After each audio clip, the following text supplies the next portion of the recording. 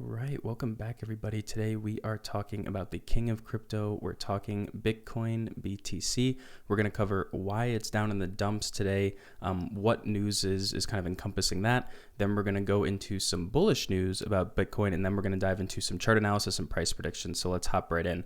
First of all, the biggest reason why Bitcoin and a lot of crypto have been taking today is because of this news that broke yesterday. Meeting minutes were released, and it is looking like the Fed officials plan to shrink their balance sheet by $95 billion a month.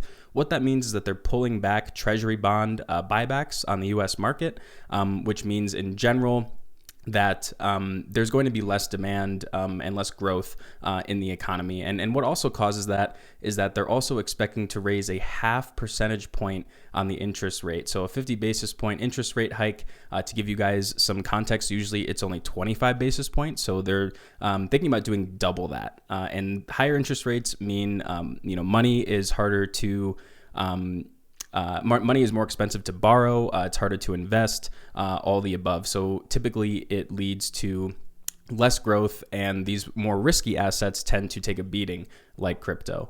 And as you can see here, very, very clearly, the 10-year treasury yield interest rate has been spiking. This means that the demand for these treasury bonds are going down, but you can see here it's been spiking. And in that same, in this kind of same time frame, right, we have seen a lot of volatility in Bitcoin. And now there's going to be some questions about, the next interest rate hike and how that's going to affect Bitcoin and other risk-on type of assets.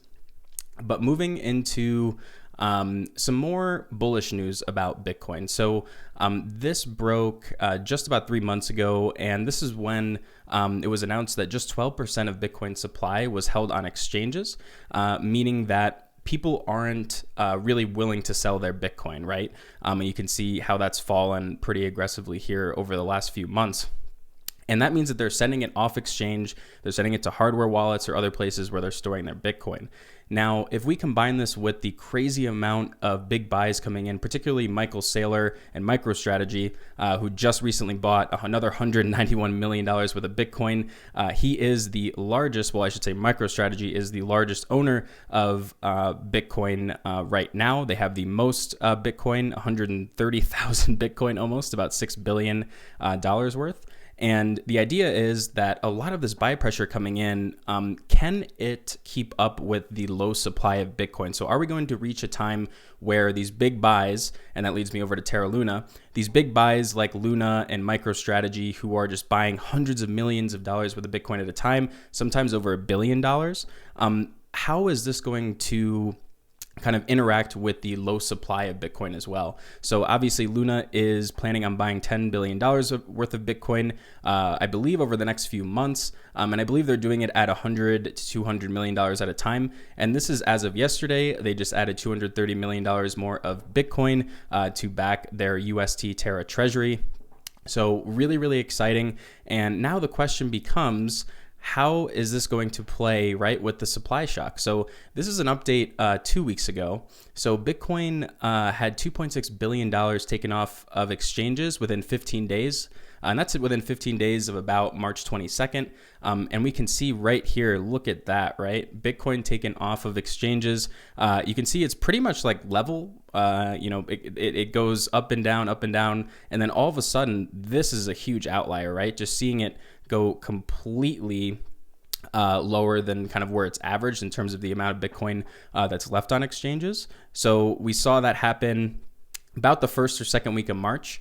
So very, very interesting to see how people are taking it off of exchanges, storing it somewhere else, and kind of keeping it for safekeeping. So that's very, very exciting. So on the one hand, we have some macro bearish news around the inflation, around the Fed likely raising rates at a higher rate, no pun intended. And our bullish news is that we're seeing more and more evidence of incoming supply shock for Bitcoin, backed by a lot of high level, high volume buys from folks like MicroStrategy and Terra Luna. So that is our Bitcoin news. Let's quickly hop into the chart and do a little analysis here. So first of all, Obviously, we had this crazy retracement from our high of 69,000. We've retraced to our lowest about 50% back to 32,000. And now we've kind of been in this upward channel. We consolidated for a bit, but we've been kind of, moving in this upward trend channel now for, the last 3 or so months. So now we're really looking to see what the next move could be. And back here in January, we broke out of this falling wedge really convincingly. You see this big green candle. We then establish a new higher level of support right here. And now we've tested the support and confirmed the support pretty nicely. That's around 37.5K. And now we are struggling with that 45K mark at the moment. But a couple things I want to note about this chart in particular.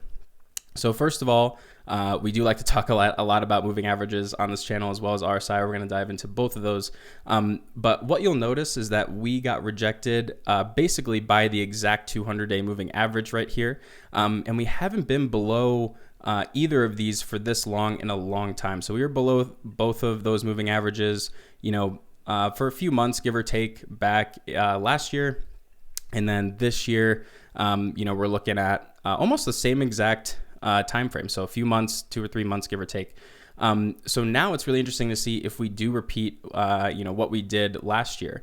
But the other thing that I wanted to touch on here is the RSI. So we've seen ourselves get overbought a little bit here at that 47.5K marker. And we actually hadn't been overbought again since last October.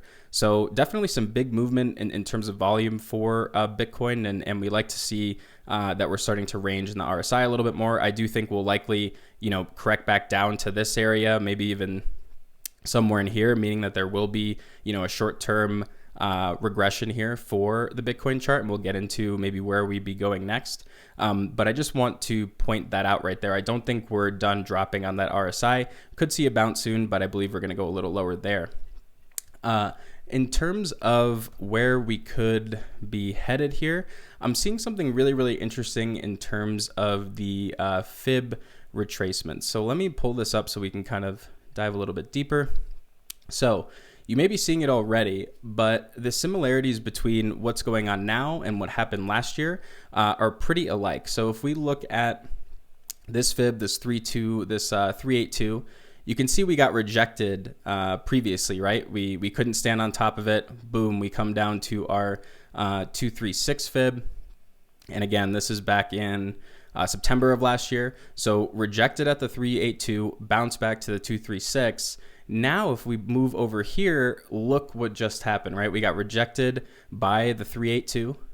And now we're actually, we're looking like we might come down. We don't have any support here. You can see, this is a straight up, 4 or 5 day straight green candle session. So now, we really don't have support again until 41.5-ish, 41.6 down here at the 236. So in terms of short term, with how rough the macro news is, with the Fed likely going to raise rates again and at a higher amount, I would say that in the short term, we're probably coming back down to test 41.5 before we kind of look to bounce again. And that's similar to what happened here, right? We hit that 236, bounced, and then came back above the 382. And once we took that 382, look at that. That's 4 or 5 days in a row that we shoot past the next fib and then test the 618 after that.